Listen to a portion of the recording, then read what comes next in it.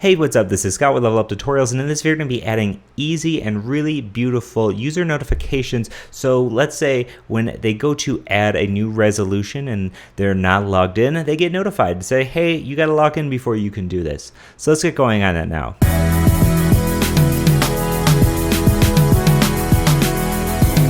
Cool, so this site's actually really coming along. There's a lot of great stuff. In the next few videos, I'm going to be showing you some really great techniques, some of which will maybe make this application better, and some of which maybe won't, but will show you some nice techniques and things that you're going to need moving forward with Meteor and React. So here we have this box here, and you'll notice when we were on our, let's open this up in an incognito window so you can see that I'm not logged in here.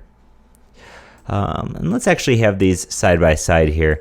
You'll see that when we, so I don't have to tab back and forth, you'll see that when I go to make a new resolution, like just hello, it doesn't obviously save it, it doesn't add it, it doesn't show us anything. There's no feedback to the user. And in all honesty, they probably shouldn't even have access to this form at all. But let's say you want to entice them just by seeing this form and they can add something, right? Well, obviously, you don't want it to disappear and you don't want nothing. So let's go ahead and we're going to add a cool package made by the Meteor Chef, who's a good friend of mine, and we can come to just our packages and we can add this package by the Meteor Chef, and the package is Burt. Now this package allows you to have some really stylish, quick, and easy notifications. So let's come to our site, and what we want to do is have this on our client side, and you'll remember we built our methods, and all of our methods, if something goes wrong, let's say you're not authorized, you're not signed in, let's say the add resolution, you're not signed in, it throws this not authorized error. But you'll notice we never ever saw that error. It didn't show up on the console log, it didn't show up on the server log, it didn't show up on the site anywhere. So we can use Burt to actually display this error or any kind of error and let our users know what's going on here. So let's actually head to our resolution form. And we want to check out this call statement. You'll notice we have this callback here that's being run through this arrow function, and what it's doing is it's setting this .refs to 0 to absolutely nothing to clear the form, but we're not doing much with it other than that. What's cool about this is we actually get two values here. We actually get two values here. We get the error value and the data value. Now what's cool here is we can say if the error exists, right? If there's an error, then using this new package Burt, we can say Burt.alert. Okay, Burt alert, and we can pass this in and say, please log in before submitting. Now we pass this a comma, and then we pass this what kind of alert this is. We can say this is a danger alert. And let's head to the Burt documentation. We can just, actually let's do it in this other tab over here. Cool, so let's scroll down here and we can just check out what kind of notifications exist. You'll see that we can pass this danger and you can say what type. So you have access to like a growl type error if you've ever used growl where it slides in from the right.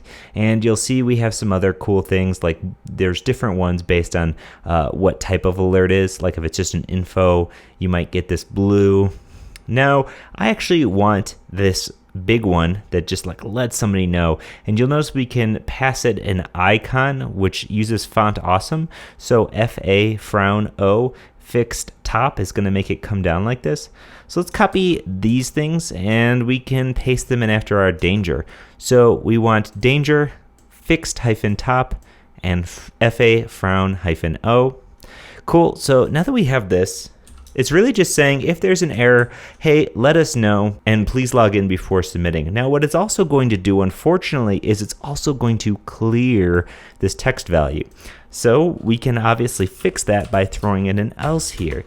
So we only want the value to clear if this was successful. Now this is going to be a nice user experience because obviously their resolution that they just thought of isn't going to just completely disappear if they're not logged in. So okay, let's just do a successful one just by saying dance in office, enter. Okay, dance in office exists on this one. Now let's come to our non-logged in and say, I want to dance in my office. And we get this really great error message that just slides in from the top, and regardless of how many times I do it, it's still there. You'll notice if the user clicks on it, check that out, goes away. I mean, it's easy. It's seamless, right? And I didn't have to do anything. I just added this great package. I dropped it in here, and we instantly have this really nice user experience. So it's cool. Didn't get rid of my dance in the office. So now when I sign in, I can dance in the office again. Now you also notice we have another problem here. We have the ability to add blank resolutions, and that's obviously not good. So let's go ahead and also prevent that while we're at it. Let's come back to our site here, and we can say at this add resolution event, we can say if text. By wrapping this whole thing in an if statement, let's grab this whole meteor call, paste it in here, and by wrapping this whole thing saying like if text is actually something, then we can add it. So if text, then add our resolution. If you're not logged in, then get this error. Okay, beautiful. Let's go ahead, and from here we can say dance in office. Still gives me that error. We can come here to this one where I'm not logged in. We can come to this one where I'm logged in. You can hit enter, and you'll notice there's absolutely no resolutions being added. Cool. So these are some nice little user experience things that we added at absolutely very little cost to our time. And that's just a great way to work, right? To be able to just add things to your site that just make things a little bit better here and there. Cool. So in the next video, we're going to get into some detailed routes where we get to use parameters.